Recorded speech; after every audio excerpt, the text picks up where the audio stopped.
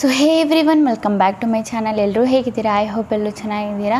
And guys, ಇವತ್ತಿನ ವಿಡಿಯೋದಲ್ಲಿ ನಾನು ನಿಮಗೆ ತಿಳಿಸ್ಕೊಡ್ತೀನಿ ಲೈಕ್ ಅನ್ಲಿಸ್ಟೆಡಲ್ಲಿ ಯಾಕೆ ವೀಡಿಯೋಸ್ಗಳನ್ನ ಇಡಬೇಕು ಆ್ಯಂಡ್ ಅನ್ಲಿಸ್ಟೆಡಲ್ಲಿ ಸ್ಟಾರ್ಟಿಂಗಲ್ಲೇ ಯಾವ ಥರ ನೀವು ಕ್ರೋಮ್ ಬ್ರೌಸರಲ್ಲಿ ಹೋಗ್ಬಿಟ್ಟು ಸೆಟ್ಟಿಂಗಲ್ಲಿ ಅನ್ಲಿಸ್ಟೆಡಲ್ಲಿ ಯಾವ ಥರ ಇಡ್ಬೋದು. ಲೈಕ್ ನೀವು ವಿಡಿಯೋ ಅಪ್ಲೋಡ್ ಮಾಡ್ತಾ ಇರಬೇಕಿದ್ರೆ ನಿಮಗೆ ಅನ್ಲಿಸ್ಟೆಡ್ ಪ್ರೈವೇಟು ಆ ಆಪ್ಷನ್ ಸಿಗುತ್ತೆ. ಬಟ್ ನೀವು ಡೈರೆಕ್ಟ್ ಅನ್ಲಿಸ್ಟೆಡ್ ಮಾಡಬೇಕಂದ್ರೆ ನಿಮ್ಮ ಎಲ್ಲ ವೀಡಿಯೋಸ್ ಅನ್ಲಿಸ್ಟೆಡಲ್ಲೇ ಇರುತ್ತೆ. ಲೈಕ್ ನೀವು ವಿಡಿಯೋ ಯಾವುದಾದ್ರೂ ಅಪ್ಲೋಡ್ ಮಾಡಿದರೆ ಅದು ಅನ್ಲಿಸ್ಟೆಡಲ್ಲಿ ಇರುತ್ತೆ, ಪಬ್ಲಿಕಲ್ಲಿರಲ್ಲ. ಓಕೆನಾ? ಸೊ ಅದು ಡೈರೆಕ್ಟಾಗಿ ಯಾವ ಥರ ನಾವು ಸೆಟ್ಟಿಂಗಲ್ಲಿ ಹೋಗಿ ಮಾಡಬೇಕು ಆ್ಯಂಡ್ ಇದು ಅನ್ಲಿಸ್ಟೆಡ್ ಅಂದರೆ ಏನು, ಇದರಿಂದ ಏನು ಬೆನಿಫಿಟ್ಸ್ ಇದೆ ನಮಗೆ ಎಲ್ಲ ಇವತ್ತಿನ ವಿಡಿಯೋದಲ್ಲಿ ತಿಳಿಸ್ಕೊಡ್ತೀನಿ. ಆ್ಯಂಡ್ ಸೆಟ್ಟಿಂಗ್ ಏನಿದೆ, ಸೆಟ್ಟಿಂಗಲ್ಲಿ ಹೋಗಿಬಿಟ್ಟು ಅನ್ಲಿಸ್ಟೆಡ್ ಯಾವ ಥರ ಸೆಟ್ ಮಾಡಬೇಕು ನೀವು. ಓಕೆನಾ? ಲೈಕ್ ಲೈಫ್ ಟೈಮ್ಗೆ ಯಾವ ಥರ ಅನ್ಲಿಸ್ಟೆಡ್ ಸೆಟ್ ಮಾಡಬೇಕು, ಅದು ಯಾಕಂದರೆ ಪಬ್ಲಿಕಲ್ಲಿ ಬರಬಾರ್ದಲ್ವ. ಸೊ ನಾವು ಪಬ್ಲಿಕಲ್ಲೇ ಸ್ಟಾರ್ಟಿಂಗ್ ಮಾಡಿಬಿಟ್ರೆ ಸೊ ನಿಮ್ಮದು ಏನು ವಿಡಿಯೋ ನೀವು ಅಪ್ಲೋಡ್ ಮಾಡ್ತೀರಾ ಡೈರೆಕ್ಟ್ ಅಪ್ಲೋಡ್ ಆಗಿಬಿಡುತ್ತೆ. ನೀವು ಇನ್ನೂ ಟೈಟಲ್ಲೂ ಹಾಕಿರಲ್ಲ, ಟ್ಯಾಗ್ಸು ಹಾಕಿರಲ್ಲ, ಥಂಬ್ನೇಲ್ನೂ ಹಾಕಿರಲ್ಲ, ಡೈರೆಕ್ಟ್ ಬಂದುಬಿಟ್ಟು ಅಪ್ಲೋಡ್ ಆಗಿಬಿಡುತ್ತೆ. ನಿಮಗೆ ಟೈಮ್ ಸಿಗೋಲ್ಲ. ಓಕೆನಾ? ಅದೆಲ್ಲ ಎಡಿಟ್ ಮಾಡ್ಕೊಳ್ಳೋಕ್ಕೆ ಏನೂ ಟೈಮ್ ಸಿಗೋಲ್ಲ. ಡೈರೆಕ್ಟ್ ಪಬ್ಲಿಕ್ ಮಾಡಿಬಿಟ್ರೆ ಡೈರೆಕ್ಟ್ ಅಪ್ಲೋಡ್ ಆಗಿಬಿಡುತ್ತೆ, ಪಬ್ಲಿಕ್ಕಿಗೆ ಹೋಗಿಬಿಡುತ್ತೆ. ಓಕೆನಾ? ಸೊ ನೀವು ಎಲ್ಲ ಚೆಕ್ ಮಾಡೋಕ್ಕಿಂತ ಮುಂಚೆ ನಿಮ್ಮ ವಿಡಿಯೋ ಅನ್ಲಿಸ್ಟೆಡಲ್ಲಿ ಇಡಬೇಕಂದ್ರೆ ಯಾವ ಥರ ನಾವು ಅನ್ಲಿಸ್ಟೆಡಲ್ಲಿ ಇಡಬೇಕು ಆ್ಯಂಡ್ ಇದರಿಂದ ನಮಗೆ ಏನು ಬೆನಿಫಿಟ್ಸ್ ಇವೆಲ್ಲನೆಲ್ಲ ಇವತ್ತಿನ ವಿಡಿಯೋದಲ್ಲೇ ಹೇಳ್ಕೊಡ್ತೀನಿ. ಆ್ಯಂಡ್ ಇನ್ನೂ ತುಂಬ ಜನ ಏನು ಮಾಡ್ತೀರಾ, ಅಪ್ಲೋಡ್ ಮಾಡಬೇಕಿದ್ರೆ ಒಂದು ಟಿಕ್ ಇರುತ್ತೆ ಸೆಟ್ಟಿಂಗಲ್ಲಿ. ಓಕೆನಾ? YT ಸ್ಟುಡಿಯೋದಲ್ಲಿ ನಿಮಗೆ ಆ ಸೆಟ್ಟಿಂಗ್ ಸಿಗೋಲ್ಲ. YT ಸ್ಟುಡಿಯೋದಲ್ಲಿ ಒಂದು ಟಿಕ್ ಇರುತ್ತೆ. ತುಂಬ ಜನ ಆ ಟಿಕ್ನ ಆನ್ ಮಾಡೋದೇ ಇಲ್ಲ. ಓಕೆನಾ? ಇನ್ನೊಂದು ಬಂದುಬಿಟ್ಟು ಕ್ರೋಮ್ ಬ್ರೌಸರಲ್ಲೂ ಒಂದು ಟಿಕ್ ಮಾರ್ಕ್ ನಿಮಗೆ ಸಿಗುತ್ತೆ.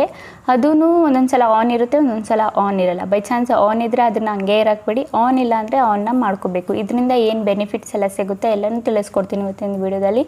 ಸೊ ವಿಡಿಯೋ ತುಂಬ ಇಂಟ್ರೆಸ್ಟಿಂಗ್ ಆಗಿದೆ. ವಿಡಿಯೋ ಸ್ವಲ್ಪನೂ ಸ್ಕಿಪ್ ಮಾಡಿದೆ ಲಾಸ್ಟ್ವರೆಗೂ ನೋಡಿ. ಓಕೆನಾ ಗೈಸ್? ಒಬ್ಬನಿಗೆ ಸ್ವಲ್ಪನೂ ಟೈಮ್ ವೇಸ್ಟ್ ಮಾಡಿದೆ, ವೀಡಿಯೋನ ಸ್ಟಾರ್ಟ್ ಮಾಡೋಣ. ಓಕೆ ಗೈಸ್, ನಾವೀಗ ಬಂದಿದ್ದೀವಿ ನಮ್ಮ ಸ್ಕ್ರೀನ್ ರೆಕಾರ್ಡಿಂಗ್ ಮೇಲೆ. ಸೊ ಫಸ್ಟು ನಮ್ಗೆ ಏನು ಮಾಡಬೇಕು, ಕ್ರೋಮ್ ಬ್ರೌಸರ್ ಅಪ್ಲಿಕೇಶನ್ ಏನಿದೆ ಅದನ್ನು ಓಪನ್ನ ಮಾಡ್ಕೋಬೇಕು. ಓಕೆನಾ? ಓಪನ್ ಮಾಡ್ಕೊಂಡಾದ್ಮೇಲೆ ಇಲ್ಲಿ ಟೈಪ್ ಮಾಡಿ. ಸೊ ಆಲ್ಮೋಸ್ಟ್ ನ್ಯೂ ಯೂಟ್ಯೂಬರ್ಸ್ಗೆ ಗೊತ್ತಿರಲ್ಲ ಏನು ಟೈಪ್ ಮಾಡಬೇಕಂತ. ಆ್ಯಂಡ್ YT ಸ್ಟುಡಿಯೋ ನಮ್ಮ ಕ್ರೋಮ್ ಬ್ರೌಸರಲ್ಲಿ ಯಾವ ಥರ ಓಪನ್ ಮಾಡಬೇಕಂತ ಗೊತ್ತಿರಲ್ಲ. ಸೊ ಯಾರೆಲ್ಲ ನ್ಯೂ ಯೂಟ್ಯೂಬರ್ ಇದ್ದೀರಾ ಸೊ ನೋಡ್ಕೊಳ್ಳಿ ಕರೆಕ್ಟಾಗಿ. ಇಲ್ಲಿ ಟೈಪ್ ಮಾಡಬೇಕು studio.youtube.com. ಓಕೆನಾ? ಸಿಂಪಲಿ ಒಂದು ಸ್ವಲ್ಪನೂ ಸ್ಪೇಸ್ ಏನು ಕೊಡದೆ ಈ ಥರ ಟೈಪ್ ಮಾಡಿಬಿಟ್ಟು ಇಲ್ಲಿ ಸಿಂಪಲಿ ಆ್ಯರೋ ಬಟನ್ ಇರುತ್ತಲ್ಲ, ಇಲ್ಲ ಗೋ ಬಟನ್ ಏನಾದರೂ ಇದ್ದರೆ ನಿಮ್ಮ ಕೀಬೋರ್ಡಲ್ಲಿ ಅದ್ರ ಮೇಲೆ ಕ್ಲಿಕ್ ಮಾಡಿದರೆ ನಿಮ್ಮದು ಡ್ಯಾಶ್ ಬೋರ್ಡ್ ಏನಿದೆ ಓಪನ್ ಆಗಿ ಬಂದುಬಿಡುತ್ತೆ.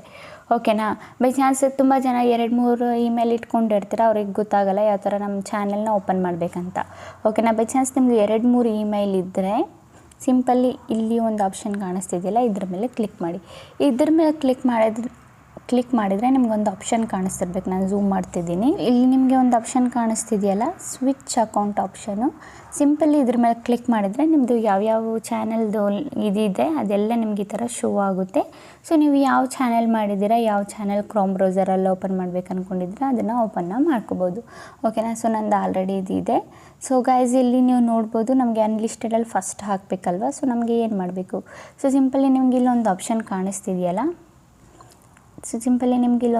ಕಾಣಿಸ್ತಿದೆಯಲ್ಲ, ಸೆಟ್ಟಿಂಗ್ ಆಪ್ಷನ್. ಓಕೆನಾ? ಈ ಆಪ್ಷನ್ ಸಿಂಪಲಿ ಇದ್ರ ಮೇಲೆ ಕ್ಲಿಕ್ನ ಮಾಡಿ. ಓಕೆನಾ? ಇದ್ರ ಮೇಲೆ ಕ್ಲಿಕ್ ಮಾಡಿದರೆ ನೋಡಿ ನಿಮಗೆ ಈ ಥರ ಒಂದು ಆಪ್ಷನ್ ಬಂದುಬಿಟ್ಟು ಸಿಕ್ಬಿಡುತ್ತೆ.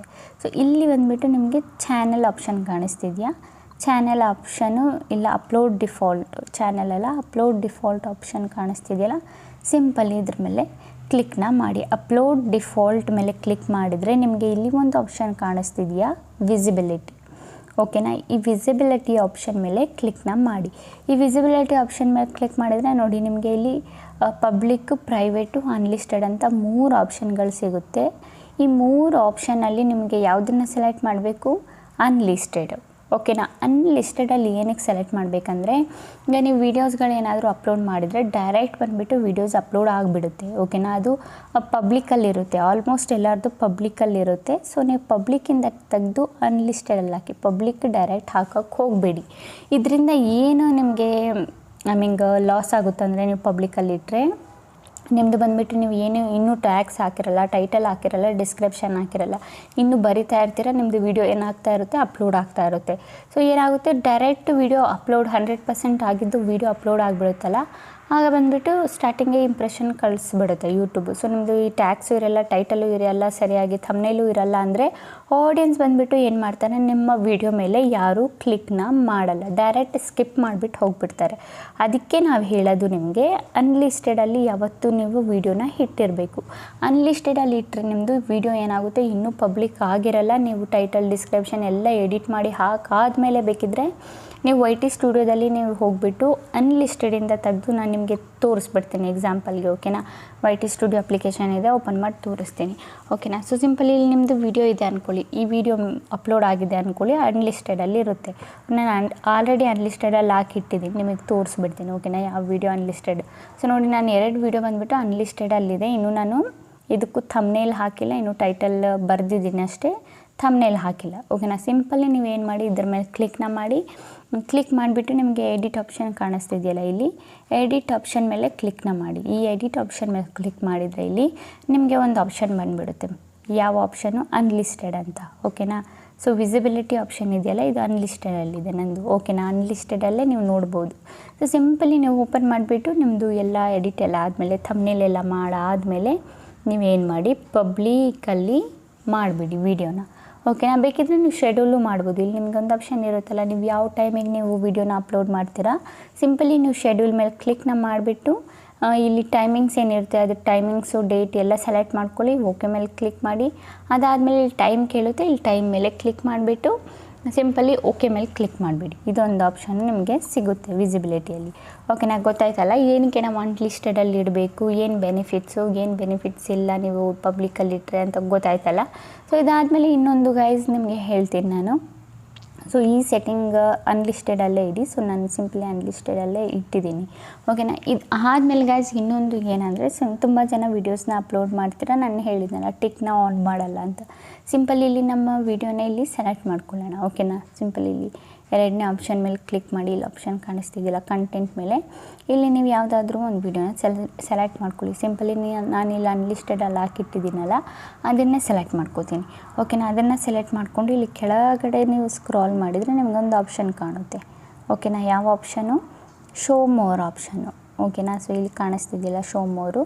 ಸಿಂಪಲಿ ಈ ಆಪ್ಷನ್ ಮೇಲೆ ಕ್ಲಿಕ್ನ ಮಾಡಿ. ಈ ಆಪ್ಷನ್ ಮೇಲೆ ಕ್ಲಿಕ್ ಮಾಡಿದರೆ ನೋಡಿ ಗೈಸ್, ಇಲ್ಲಿ ನಿಮಗೆ ಆಪ್ಷನ್ಗಳು ಸಿಗುತ್ತೆ, ತುಂಬ ಆಪ್ಷನ್ಗಳು ಸಿಗುತ್ತೆ.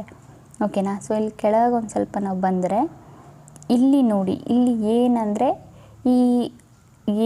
ಇಲ್ಲಿ ಒಂದು ಟಿಕ್ ಇದೆ, ಅಲೋ ಎಲ್ಲ ಇದು ಟಿಕ್ ಇದೆ. ಇಲ್ಲಿ ಟ್ಯಾಗ್ಸ್ ಇದೆ, ಟ್ಯಾಗ್ ಇದೆ, ಇದು ಅಲೋ ಆಟೋಮೆಟಿಕ್ ಪ್ಲೇಸ್ ಅಂತ ಇದೆ, ಇದೆಲ್ಲ ಇದೆ ನಮ್ಮದು, ಇದೆಲ್ಲ ಟಿಕ್ ಆಗಿದೆ. ಓಕೆನಾ. ಅದಾದಮೇಲೆ ಇನ್ನೂ ಕೆಳಗೆ ಒಂದು ಸ್ವಲ್ಪ ಬಂದರೆ ಇವೆರಡು ಆಪ್ಷನ್ಸ್ ಏನಿರುತ್ತೆ, ಕೆಲವೊಬ್ಬರಲ್ಲಿ ಟಿಕ್ ಇರಲ್ಲ. ಓಕೆನಾ. ನನ್ನದರಲ್ಲಿ ಇದು ಟಿಕ್ ಮಾರ್ಕ್ ಆಲ್ರೆಡಿ ಇದೆ, ಯೂಟ್ಯೂಬ್ ಕಡೆಯಿಂದನೇ ಟಿಕ್ ಮಾಡಿದ್ದಾರೆ. ಬಟ್ ಕೆಲವೊಬ್ರದ್ದು ಏನಂದರೆ ಇದು ಅಲೋ ಏನು ಎಂಬ್ರಾಯ್ಡಿಂಗ್ ಅಂತ ಇದೆಯಲ್ಲ, ಇದು ಆನ್ ಇರಲ್ಲ, ಆಫ್ ಇರುತ್ತೆ. ಆಲ್ಮೋಸ್ಟ್ ಸ್ವಲ್ಪ ಜನದ್ದು ಆನ್ ಇರುತ್ತೆ, ಆಲ್ಮೋಸ್ಟ್ ಸ್ವಲ್ಪ ಜನದ್ದು ಆನ್ ಇರಲ್ಲ, ಗೊತ್ತಿರಲ್ಲ ಅವ್ರಿಗೆ. ಓಕೆನಾ. ಸೊ ಈ ಥರ ಇರುತ್ತೆ. ಸೊ ಸಿಂಪಲಿ ನೀವು ಒಂದು ಆಪ್ಷನ್ನು, ಕೆಲವೊಬ್ರಿಗೆ ಒಂದು ಆಪ್ಷನ್ ಸಿಗುತ್ತೆ, ಕೆಲವೊಬ್ಬರಿಗೆ 2 ಆಪ್ಷನ್ ಸಿಗುತ್ತೆ. ಓಕೆನಾ. ಸೊ ನಿಮ್ಮದು ಒಂದು ಆಪ್ಷನ್ ಇದ್ದರೆ ಒಂದು ಆಪ್ಷನ್ ಮೇಲೆ ಕ್ಲಿಕ್ ಮಾಡ್ಕೊಳ್ಳಿ, 2 ಆಪ್ಷನ್ಸ್ ಇದ್ದರೆ 2 ಆಪ್ಷನ್ಸ್ ಮೇಲೂ ಟಿಕ್ ಮಾರ್ಕ್ನ ಮಾಡ್ಕೊಳ್ಳಿ. ಇದು ತುಂಬ ಮೇನ್ ಇಂಪಾರ್ಟೆಂಟು. ಓಕೆನಾ. ಅದಾದಮೇಲೆ ಇಲ್ಲಿ ಕೆಳಗೆ ಬಂದರೆ show how many viewer like this video, ಇದು ನಿಮ್ಮದು ಪ್ರೈವೇಟು. ನೀವು ವ್ಯೂವರ್ ಲೈಕ್ ಹೈಡ್ ಮಾಡ್ತಿರಲ್ಲ, ಲೈಕ್ ಈ ತುಂಬ ಜನ ನನಗೆ ಈ ಆಪ್ಷನ್ ಕೇಳಿದ್ದಾರೆ, ನಮ್ಮ ಲೈಕ್ಸ್ನ ಯಾವ ಥರ ಹೈಡ್ ಮಾಡೋದಂದರೆ, ಇಲ್ಲಿ ನೀವು ವೀಡಿಯೋದಲ್ಲಿ ಹೋಗಿಬಿಟ್ಟು ಲಾಸ್ಟಲ್ಲಿ ಸ್ಕ್ರಾಲ್ ಮಾಡಿದರೆ ಲಾಸ್ಟಲ್ಲಿ ಒಂದು ಆಪ್ಷನ್ ಸಿಗುತ್ತೆ, show how many viewer like this video ಅಂತ ಇದೆ. ಇದನ್ನು ನೀವು ಟಿಕ್ ಮಾರ್ಕ್ ಆನಲ್ಲೇ ಇಟ್ಟಾಗಿ ಬಿಟ್ಟರೆ ಏನಾಗುತ್ತೆ, ನಿಮ್ಮ ಲೈಕ್ ಎಷ್ಟು ಬಂದಿದೆ ಅಂತ ತೋರಿಸುತ್ತೆ ಯೂಟ್ಯೂಬಲ್ಲಿ. ಈ ಟಿಕ್ ಮಾರ್ಕ್ನ ತೆಗೆದ್ರೆ ನಿಮ್ಮದು ಎಷ್ಟು ಜನ ಲೈಕ್ ಮಾಡಿದ್ದಾರೆ ಬೇರೆ ಆಡಿಯನ್ಸ್ಗಳಿಗೆ ತೋರಿಸಲ್ಲ, ಎಷ್ಟು ಲೈಕ್ಸ್ ಬಂದಿದೆ ಏನಂತ ಬೇರೆ ಆಡಿಯನ್ಸ್ಗೆ ತೋರಿಸಲ್ಲ. ಇದನ್ನು ಟಿಕ್ ಮಾಡಿದರೆ ಏನಾಗುತ್ತೆ, ನಿಮ್ಮದು ಲೈಕ್ಸ್ ಎಷ್ಟು ಬಂದಿದೆ ವೀಡಿಯೋದಲ್ಲಿ ಇದು ಶೋ ಆಗುತ್ತೆ.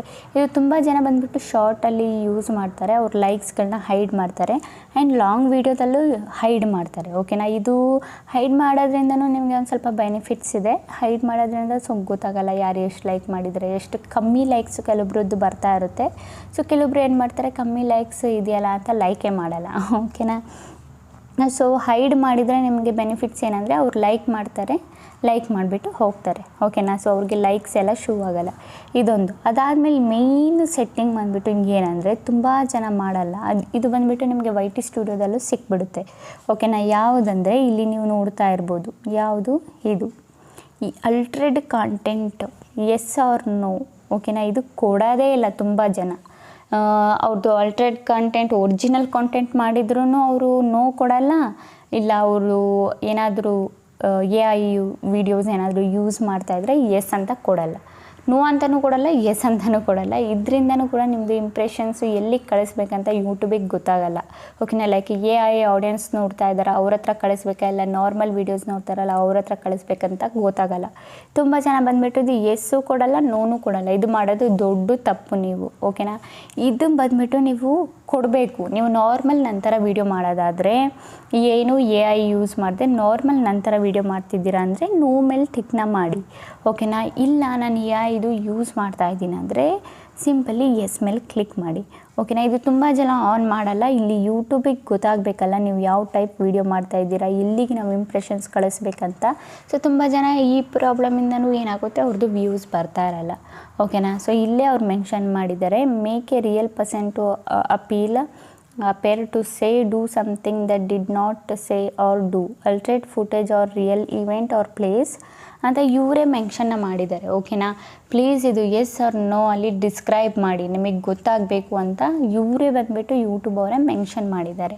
ಓಕೆನಾ. ತುಂಬ ಜನ ಬಂದುಬಿಟ್ಟು ಇದು ಮಾಡಲ್ಲ. ಇದು ಬಂದುಬಿಟ್ಟು ಈ ಸೆಟ್ಟಿಂಗ್ ನಿಮಗೆ ವೈ ಟಿ ಸ್ಟುಡಿಯೋದಲ್ಲೇ ಸಿಕ್ಬಿಡುತ್ತೆ. ಎಸ್ ಇಲ್ಲ ನೋ ಕೊಡೋ ಆಪ್ಷನ್ನು ವೈ ಟಿ ಸ್ಟುಡಿಯೋ ಏನಿರುತ್ತೆ ಅದರಲ್ಲೇ ಸಿಕ್ಬಿಡುತ್ತೆ.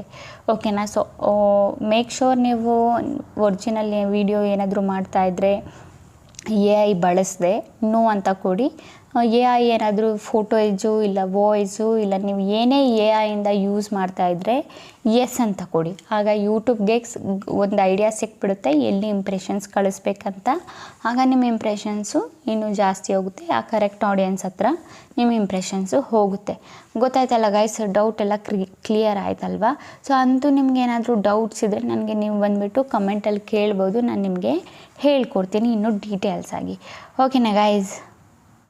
ಓಕೆ ಗೈಸ್, ಈಗ ವಿಡಿಯೋ ಇಷ್ಟ ಆಗಿದ್ರೆ like and comment and subscribe ಮಾಡಿ. ಇದೇ ಥರ ಇನ್ಫಾರ್ಮೇಟಿವ್ ವಿಡಿಯೋ ನಾನು ನೆಕ್ಸ್ಟ್ ಟೈಮ್ ತೊಗೊಬರ್ತೀನಿ. ಅಲ್ಲಿವರೆಗೂ ಬಾಯ್ ಬಾಯ್ ಗೈಸ್.